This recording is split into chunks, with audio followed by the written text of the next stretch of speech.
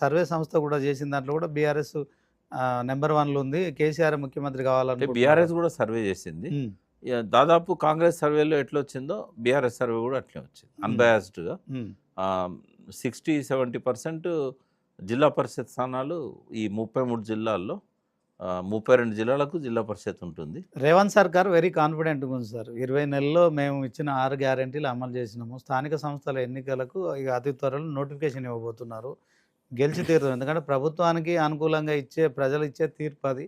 So స్థానిక సంస్థల ఎన్నికల విషయంలో మీరు చెప్పిన సర్వేలు కావచ్చు, తర్వాత ఇప్పుడున్న పరిస్థితుల్లో బీఆర్ఎస్కు ఏమన్నా ఉంటుందంటారా పాజిటివ్నెస్? ఇప్పుడు నేనేం చెప్పాను, బీఆర్ఎస్కే ఉంది బాబు. ఒక ఖమ్మం, నల్గొండ, ఆదిలాబాద్, నిజామాబాద్లో కొంత తక్కువ ఉంది. అంటే ఇప్పుడు అసెంబ్లీ ఎన్నికల తర్వాత మాత్రమే అధికార బదిలీ జరుగుతుంది, ప్రభుత్వాలు మారుతాయి సార్. స్థానిక సంస్థల ఎన్నికల విషయంలో గతంలో బీఆర్ఎస్ ఉన్నప్పుడు మనం చూసినాం 95 అండ్ అబోవ్ పర్సెంటేజ్, 99 అన్నా కానీ అంత రాదు. ఎందుకంటే అంత రాదు.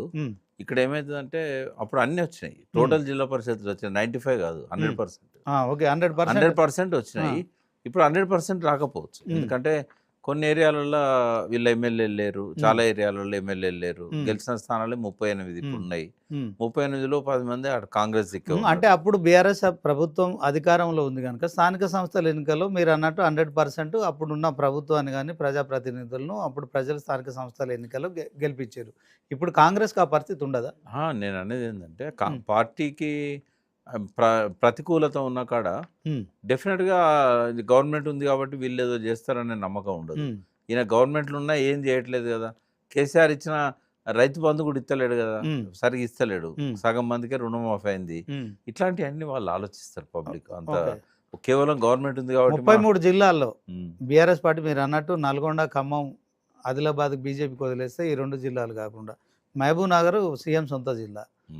ఇక్కడ మహబూబ్ నగర్ ఎట్లా ఉంటుంది మీరు అన్నట్టు మిగతా జిల్లా? మహబూబ్ నగర్లో మొత్తం 5 ఉన్నాయి కదా జిల్లా పరిషత్. అవును, ఒక్కటి వస్తే ఎక్కువ కాంగ్రెస్కి.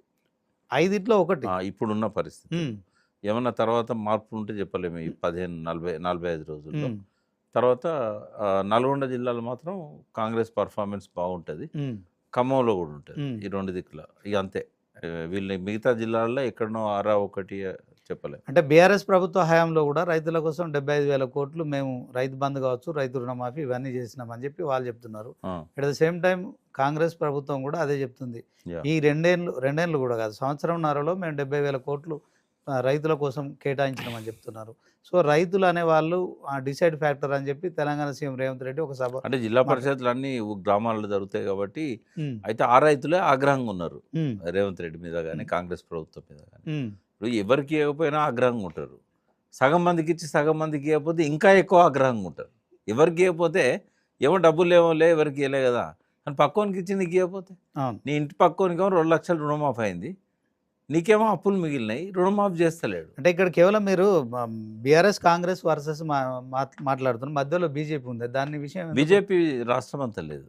బీజేపీ రాష్ట్రం అంతా అసలు ప్రాతినిధ్యం కూడా లేదు వాళ్ళకి. చాలా నియోజకవర్గాలలో, చాలా జిల్లా పరిషత్లలో పోటీ ఇచ్చే స్థాయిలో లేదు. బీజేపీ కొత్త అధ్యక్షుడు నిన్న జెండా వందనం రోజు మాట్లాడుతూ ఇంకా నెక్స్ట్ మన జెండానే ఎగురుతుంది, బీజేపీ జెండానే ఎగురుతుంది అని చెప్పారు. ఫస్ట్ ఆయనకు చూపెట్టాలి. ఎర్రకోట మీద కానీ గోల్కొండ మీద కానీ జాతీయ జెండా ఎగురుతుంది, పార్టీల జెండాలు ఎగరవు. వాళ్ళ ఆఫీసుల మీద పార్టీల జెండాలు ఎగురుతాయి. అంటే ఆయన ఉద్దేశం స్పిరిట్ బహుశా మేము అధికారంలోకి వస్తాం ఇంకో సంవత్సరంలో అని అనుకుంటున్నాడు. సంవత్సరంలో అధికారంలోకి రావాలంటే గతంలో బీజేపీ మార్కు రాజకీయం చేయాలి, ఈ రేవంత్ రెడ్డి ప్రభుత్వాన్ని కూల్చాలి. కానీ కూల్చారు, ఎందుకంటే ఆయన వాళ్ళతో బాగానే ఉన్నాడు కాబట్టి ఆయనకి ఇబ్బంది ఏం లేదు. ఇప్పుడు బీజేపీ కాంగ్రెస్ 2 కూడా బీఆర్ఎస్ను టార్గెట్ చేస్తున్నాయి, అందులో కేసీఆర్ను టార్గెట్ చేస్తున్నారు సార్. అంటే 2 జాతీయ పార్టీలు, ఒకటేమో రాష్ట్రంలో అధికారంలో, ఇంకోటి కేంద్రంలో అధికారం. ఈ 2 పార్టీలు టార్గెట్ చేయడంలో కేసీఆర్ ఏదైతే ఇప్పుడు విచారణలు కావచ్చు ఇవన్నీ తట్టుకొని నిలబడి మొత్తానికి ఆ కవిత ఇష్యూ కూడా నడుస్తుంది. కవిత కూడా నిన్న మరొకసారి ఫామ్ హౌస్కి పోయింది, తండ్రిని కలిసింది, మా కొడుకుని తీసుకొని అని చెప్పి కూడా ప్రచారం జరుగుతుంది. అంటే బీఆర్ఎస్లో ఇంకా ఇదంతా సమస్యపోయినట్టు. అట్ ద సేమ్ టైం ఈ 2 బయట నుంచి బలమైన శత్రువులను ఎట్లా ఎదుర్కొంటారు? అంటే ఇవి చాలా సహజమైన అంశాలు. ఇవి ఇంటర్నల్గా ఒక కుటుంబంలో తప్పకుండా కలతలు వస్తూనే ఉంటాయి. రాజకీయాలలో వాళ్ళకుండే పోటీతత్వము కొంత ఇట్లాంటి సమస్యలకు కారణం అవుతుంది. అది మనం పక్కకు పెట్టినట్టయితే ఈ 2 కేసీఆర్ దృష్టిలో బలమైన పార్టీలు కాదు. ఇప్పుడున్న పరిస్థితుల్లో. ఈ రెండు కూడా బలమైనవి కాదు. తెలంగాణలో ఇప్పుడు ఎట్ ప్రజెంట్ మారిన పరిస్థితుల్లో పార్లమెంట్ ఎలక్షన్ల తర్వాత వీళ్ళు అమలు చేయడంలో విఫలం కావడం వల్ల ప్రజలలో ఒక కోపము, ఆగ్రహం అనేది కట్టలు తెంచుకుంటా ఉన్నది.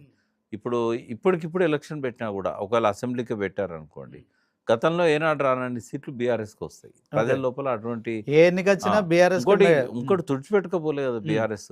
ఒక 1.7, 1.8% కదా ఇద్దరి మధ్య తేడా.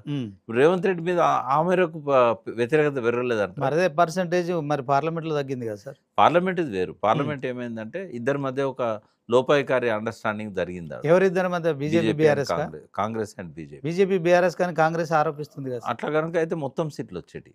బీఆర్ఎస్ కాంగ్రెస్ లోపాయికారి ఒప్పందం పెట్టుకుంటే 16 ఇద్దరికి వచ్చేటి. పెట్టుకోలేదు. ఎవరిద్దరికి వచ్చేది? కాంగ్రెస్ ఎవరితో అలయన్స్ పెట్టుకున్నా. బీజేపీతో అండర్స్టాండింగ్ కు బీఆర్ఎస్ వస్తే ఈ ఇద్దరికి 16 వచ్చేది. కాంగ్రెస్ బీజేపీ పెట్టుకున్నా వాళ్ళకు 16 వచ్చినాయి. ఒకవేళ బీజేపీతో కాక కాంగ్రెస్తోనే బీఆర్ఎస్ పెట్టుకొని ఉంటే ఇద్దరికి వచ్చేటి. ఇక్కడ ఏమైందంటే ఏ రెండు పార్టీలు కలిసినాయని చెప్పడానికి రిజల్టే ఇది కదా.